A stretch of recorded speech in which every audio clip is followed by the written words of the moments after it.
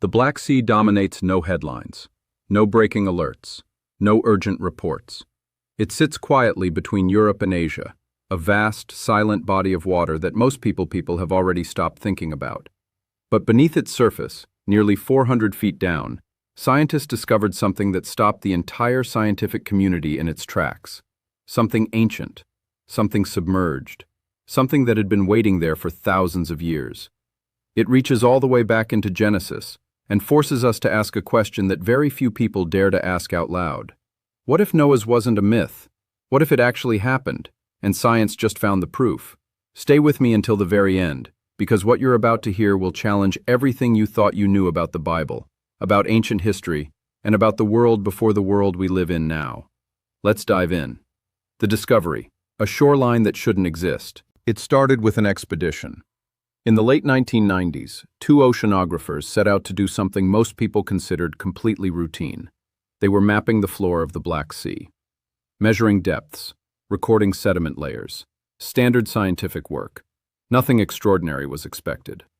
But then, the sonar revealed something that had no business being there. Roughly 300 to 500 feet beneath the current surface of the Black Sea, the instruments detected a perfectly preserved ancient shoreline. Not fragments, not scattered debris, an actual fully intact coastline. Beach formations, river channels carved into the earth, sediment patterns that could only have been formed by years of slow, steady water erosion at the edge of a much smaller, much shallower lake. The kind of erosion that takes centuries, the kind of shoreline that forms when people live there. But this shoreline was buried underwater, hundreds of feet underwater, and the question that immediately followed was both obvious and terrifying. How did it get there? What had once been dry, habitable land was now sitting at the bottom of the sea, and whatever had happened to put it there must have been catastrophic, fast, overwhelming. The kind of event that doesn't give you time to gather your belongings, the kind of event that forces entire civilizations to flee. The kind of event described in almost every ancient culture on Earth. The kind of event recorded in the book of Genesis. The Black Sea Deluge Hypothesis. What scientists believe happened. After that initial discovery, researchers began putting the pieces together, and what emerged was one of the most staggering geological theories of the modern era. A theory known today as the Black Sea Deluge Hypothesis.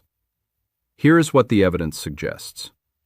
Roughly 7,500 to 8,800 years ago, the world looked completely different. The last ice age had ended, but its effects were still rippling through the landscape. Glaciers were retreating, ocean levels were fluctuating, and the region we now call the Black Sea was not a sea at all. It was a freshwater lake, smaller, calmer, surrounded by fertile land on every shore. And people lived there. Not wandering nomads passing through, settled communities, farmers, families who had built their lives along those ancient shorelines. The land was rich, the water was fresh and full of fish. By every measure, it was one of the most hospitable environments on Earth at that time. But to the west of this freshwater lake sat the Mediterranean Sea, and between the two bodies of water was a narrow land bridge, a natural barrier of rock and earth sitting at the edge of what is now northwestern Turkey. That barrier is called the Bosphorus Sill. For thousands of years that barrier held, and then one day it didn't. The Mediterranean, swollen with meltwater from retreating glaciers, had been rising for centuries. Slowly, steadily, inching higher with every passing decade, until finally the pressure became too great. The water crested over the Bosphorus Sill and began to pour through. Not a trickle, not a gradual rise. Scientists calculate that the force of that initial breach would have generated a waterfall nearly 200 times more powerful than Niagara Falls. Billions of gallons of salt water pouring into the freshwater lake every single day. The lake level rising by as much as 6 inches per day. That may not sound dramatic until you calculate what it means across a coastline stretching hundreds of miles. Every day, 6 inches of rise. Every week, nearly 4 feet of new floodwater. Every month, well over a foot of coastline permanently swallowed by the advancing sea. In the span of months, the freshwater lake was transformed into a saltwater sea. The shoreline expanded outward in every direction. And the land where those ancient communities had planted their crops, raised their children, and buried their dead, was swallowed beneath waters that would never recede. Because this flood didn't end. When the Mediterranean breaks through a land barrier, it doesn't stop. The water flows until equilibrium is reached. And equilibrium in this case meant a permanent new geography, the Black Sea, as we know it today. The people who lived on those shores had no warning. They had no time. They had no choice but to run. The human cost, a civilization erased. Let's pause here for a moment, because this isn't just a story about water levels and geological formations. There were people on that land, real people, mothers and fathers, farmers standing in fields watching the horizon when the water came, children who had grown up fishing in that freshwater lake, entire villages with names we will never know, speaking languages we cannot reconstruct, worshipping in ways we can only guess at. Communities that had perhaps existed in that same location for dozens of generations. They were gone in a season. Some fled north into the plains of what is now Ukraine and Russia. Others moved west into the Balkans and eventually deeper into Europe.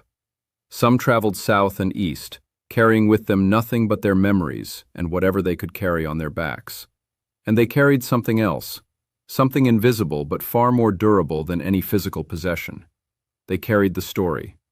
The memory of a world that had existed before the flood, of land that now lay beneath the water, of a catastrophe so total, so absolute, that it had erased an entire way of life in a matter of months, of a flood that had come not gradually but with sudden, unstoppable fury. Generation after generation passed that memory forward, from parent to child, from elder to tribe.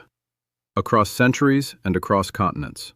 The specific details shifted, the names changed, the cultural framing evolved. But the core of the story, the massive flood, the drowned world, the desperate survival, remained intact. And in the ancient Near East, that story eventually took on a name: Noah. What Genesis records, familiar details, new light. Now here is where everything changes. Because the moment you place the Black Sea Deluge Hypothesis side by side with the account in Genesis, the parallels are not vague. They are not the kind of loose similarities that require imagination to connect. They are specific, structural, impossible to dismiss. The book of Genesis records that the flood came suddenly, that the waters were overwhelming, that they covered the land completely, that the survivors were forced into a vessel and carried far from where they had started, that when the waters eventually settled, an entirely new world awaited them, a world that looked nothing like the one they had left behind. Now consider the science. The Black Sea flood came suddenly. The waters were overwhelming, rising at a pace no human community could outrun. They covered enormous amounts of previously habitable land, permanently. The survivors were forced to flee, carried by desperation far from where they had started. And when the waters settled, the freshwater lake they had known since birth was gone forever, replaced by something vast and alien and saltwater and foreign. The narrative structure is identical, and that is not the only detail that aligns. Genesis speaks of the world before the flood as a place where humans had multiplied and spread across the earth. Exactly what the archaeological evidence shows. The region around the Black Sea basin was densely populated by early Neolithic communities. Evidence of agriculture, evidence of animal domestication, evidence of structured settlement. These were not primitive hunter-gatherers. They were among the earliest farming civilizations on Earth. Genesis describes the flood as something that erased an established world, a world with agriculture, with structure, with human civilization already underway. And the Black Sea Deluge did exactly that. It didn't flood a wilderness, it flooded one of the most advanced agricultural regions of the early Neolithic world. The details match, not approximately, precisely. The mud that remembers, physical evidence below the surface. But we don't have to rely only on the Genesis account, because the Black Sea itself has preserved its own testimony, and what lies beneath those waters is one of the most remarkable geological records ever discovered. When researchers began analyzing the sediment layers on the floor of the Black Sea, they found something that left no room for debate. Directly beneath the layer of marine saltwater sediment, clearly separated by a distinct geological boundary, was a layer of freshwater sediment. Shells of freshwater species, remnants of a freshwater ecosystem. Two completely different worlds, stacked one on top of the other, with a sharp line between them marking the exact moment the transition occurred. That line is the flood. Radiocarbon dating of those freshwater shells placed the transition at approximately 7,500 years ago, which aligns almost perfectly with the geological modeling of when Mediterranean meltwater would have reached sufficient levels to breach the Bosphorus barrier. The dating matches, the sediment matches, and then researchers found something even more striking. Buried in the mud along that ancient submerged shoreline, they found traces of human habitation. Stone tools, remnants of wooden structures, signs that someone had lived there, worked there, built something there, long before the water came. These weren't scattered artifacts washed in from somewhere else. They were positioned exactly where you would expect to find them if a community had lived along that ancient lakeshore. And then one day, without warning, the water had come and covered everything, just as the story says. Daniel's prophecy and the pattern of God speaking through nature. Now let us step back and consider something deeper, because what we are witnessing here is a pattern that runs throughout the entire biblical narrative. God speaks through events, through the physical world, through catastrophe, and through creation. The evidence doesn't contradict the scripture, it confirms it. Think about what the Black Sea discovery actually represents. For thousands of years, the story of Noah's flood was treated by the secular world as mythology. A primitive explanation for a world ancient people didn't understand. Something told around fires. Something passed down by societies that lacked the scientific vocabulary to describe reality accurately. And then one day, scientists take sonar equipment to the bottom of a body of water in Turkey, and they find an ancient coastline exactly where the story said a flood had occurred. Preserved, intact, waiting. The physical world bearing witness to the written word. This is not the first time this has happened. When archaeologists excavated ancient Nineveh, the city the Bible said Jonah warned of coming destruction, they found exactly the kind of thriving urban civilization the text described. When they excavated Jericho, they found collapsed walls and destruction layers matching the biblical account with unsettling accuracy.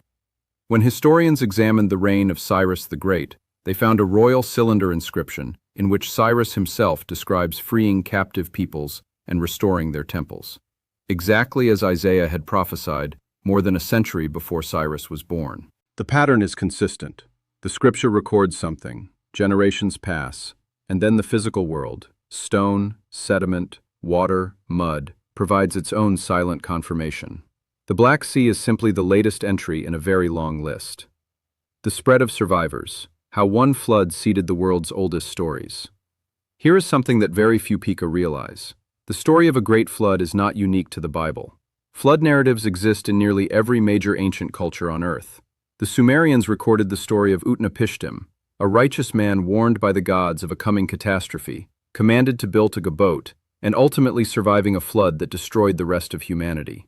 The Epic of Gilgamesh, one of the oldest written texts in human history, contains an account so structurally similar to Genesis' flood narrative that scholars have debated the connection for over a century. But the Mesopotamian flood narratives are not the only ones. The ancient Greeks told stories of Deucalion and Pyrrha, the sole survivors of a catastrophic deluge sent by Zeus. They built a vessel. They survived. They emerged into a changed world and had to rebuild humanity from scratch. The Hindus preserved the story of Manu, the first man, warned by a divine fish of a great flood, instructed to build a boat, and guided safely through the waters until the deluge subsided. Indigenous cultures across North America, South America, Australia, and Southeast Asia each carry their own versions.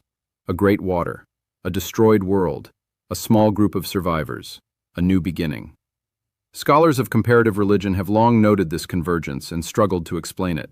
What are the odds that dozens of completely isolated cultures would independently invent the same catastrophic story? The Black Sea Deluge Hypothesis provides the most compelling answer yet.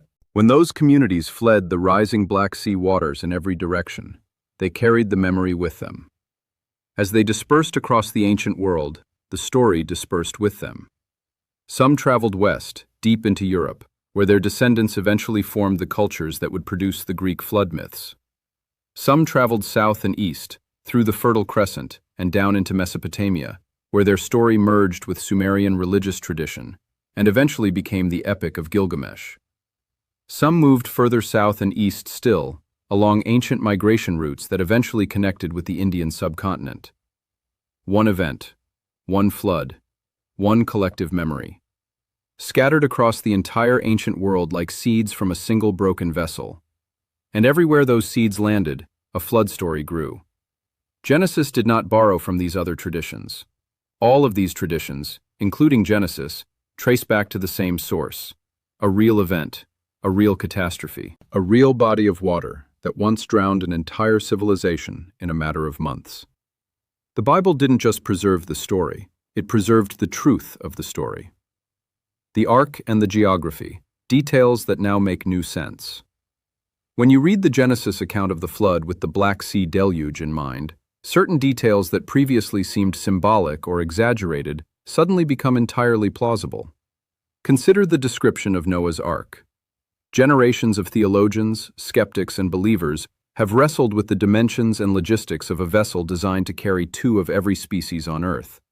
And that framing has, for centuries, distracted from a more immediate reading of the text. What if the ark was not carrying 2 of every species on Earth?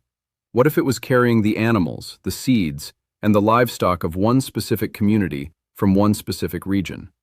The animals they farmed, the grain they cultivated, the domesticated creatures that sustained their way of life. In that context, the ark is not a logistical impossibility.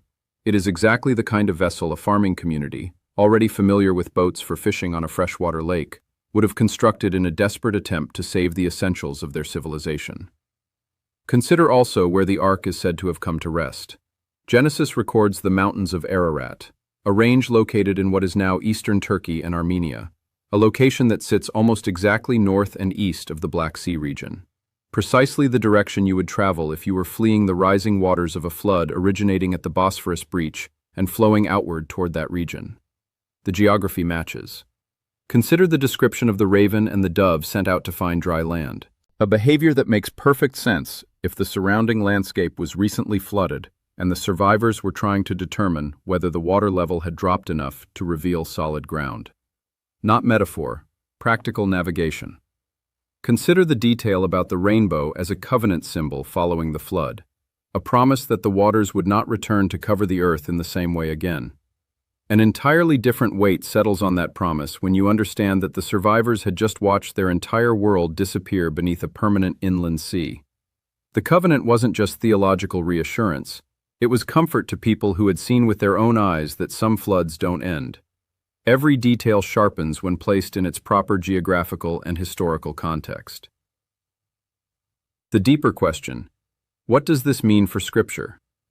Now, some people will watch what we have just covered and feel threatened by it, as if scientific evidence supporting a biblical event somehow reduces the miraculous nature of that event.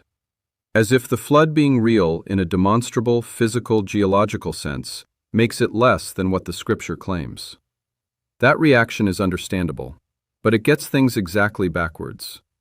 When Isaiah declared that Cyrus would free the captives of Israel and rebuild the temple, nobody considered that prophecy less miraculous when Cyrus actually did it.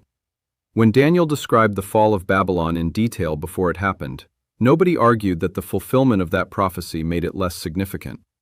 The fact that history confirmed the text was always understood as the point. The same logic applies here. The Bible records a massive flood, a catastrophe that erased an ancient world, a surviving remnant that repopulated the earth. And now, the floor of the Black Sea preserves the physical evidence of exactly that kind of event, with timing and geography that align with what the ancient text describes. This is not a challenge to Scripture, this is confirmation. God does not require the physical world to contradict itself in order for His word to be true.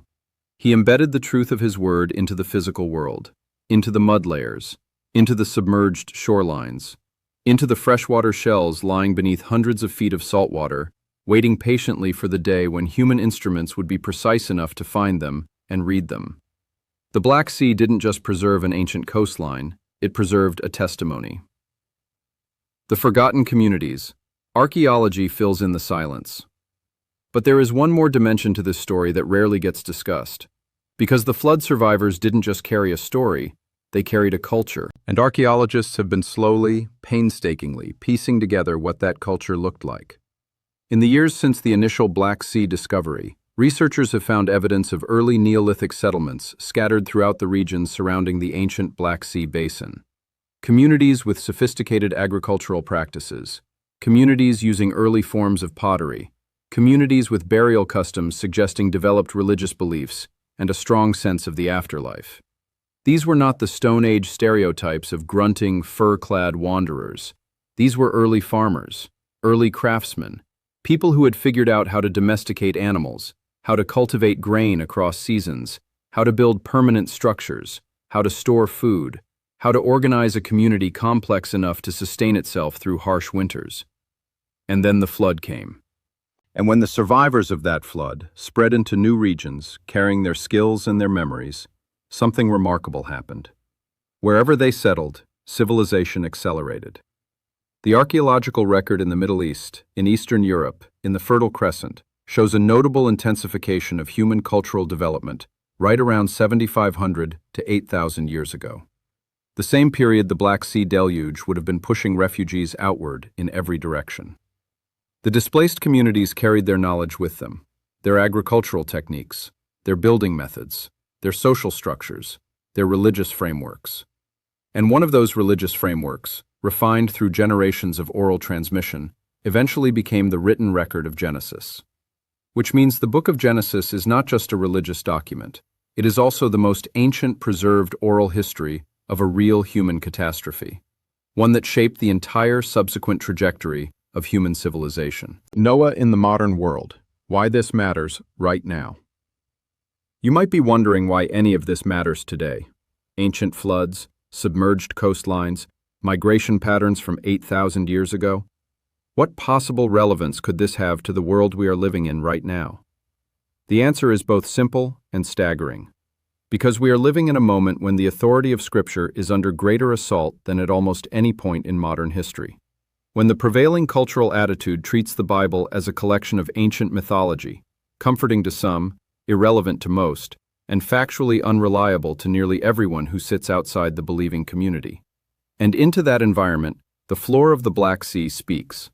It says that something catastrophic happened exactly where the text says it happened, that communities were destroyed exactly as the text describes, that the survivors spread exactly as the text implies, that the story was preserved with a faithfulness that defies coincidence.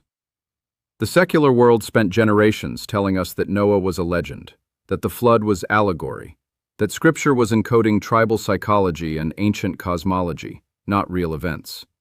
And then, a sonar device dragged across the bottom of a sea in Turkey found a shoreline that had been waiting there for 8,000 years to be found.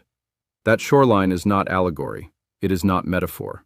It is rock and sand and sediment and the remnants of wooden structures and stone tools.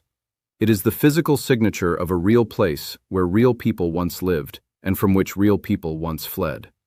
The Bible told us this story first, thousands of years before anyone had the instruments to look for physical confirmation, thousands of years before modern geology existed as a discipline. In a time when there was no earthly way to verify whether the flood account was describing something real or fabricating a theological narrative for other purposes. And yet the account was preserved, accurate in its geography, aligned in its timing, precise in the kind of details that only an eyewitness tradition could have maintained. Because that is exactly what it was, an eyewitness tradition. The survivors of the Black Sea Deluge saw the flood with their own eyes. They told the story to their children. Their children told it to their grandchildren. Across 100 generations and half a dozen civilizations, the core of what had happened survived intact, until Moses, under divine inspiration, set it down in the language of Genesis. And the written word carried it forward to us. God didn't need to contradict science to preserve his truth. He embedded his truth in the earth itself, and waited 8,000 years for us to dig it up. What Scripture says about the flood's deeper purpose. One final dimension. Because the flood account in Genesis is not primarily a story about water, it is a story about grace. In a world that had turned entirely toward its own destruction, one man and his family found favor. Not because they were perfect, not because they deserved rescue more than anyone else by some cosmic moral calculation, but because Noah walked with God. He maintained that relationship in a world that had collectively abandoned it, and that relationship became the hinge point of history. Through one family, the human story continued. The same principle runs throughout the entire scriptural narrative, from the Black Sea to the present day. God works through remnants, through survivors, through the unlikely, the displaced, the refugees who carry their memory and their faith through catastrophe and into a new world. Abraham the wanderer, Joseph the prisoner, Moses the exile, Daniel the captive, Esther the orphan, the disciples huddled behind locked doors. God has always worked through people who had everything taken away and chose, in that moment of total loss, to trust anyway. Noah is not just a story about a flood. Noah is the first entry in a long record of God's willingness to preserve what the world would have washed away. And now that record has one more entry, a submerged shoreline at the bottom of the Black Sea, patiently waiting for the moment when human technology advanced enough to find it, to read it, to recognize in its silent geography the outline of a story that was written down in Genesis thousands of years ago. God doesn't shout, he doesn't need to. He leaves evidence in the mud, and eventually we find it. Closing, the question that remains. Everything you have heard today places us at a remarkable intersection. Science and scripture are pointing at the same event. Geology and Genesis are telling the same story. The physical world and the written word are converging on the same location, the same time period, the same human catastrophe, and the same extraordinary aftermath. That convergence should make us pause. Because if the flood is real, everything connected to it demands fresh consideration. If the survivors were real, their testimony was real. If their testimony was real, the God who warned them was real.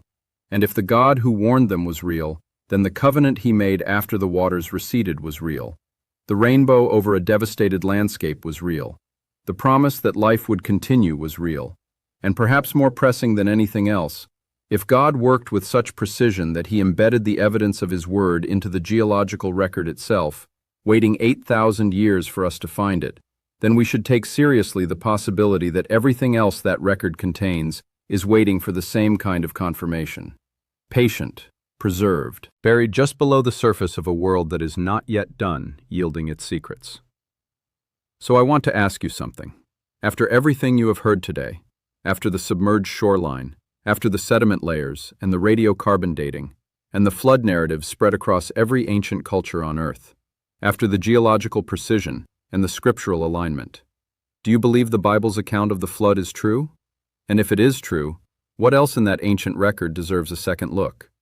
Leave your thoughts in the comments below, because you are watching this at a moment when pieces of this story are still being discovered, when the Black Sea still has depths that haven't been fully mapped, when the full scale of what was lost beneath those waters in 7,500 BC is still being slowly, painstakingly measured.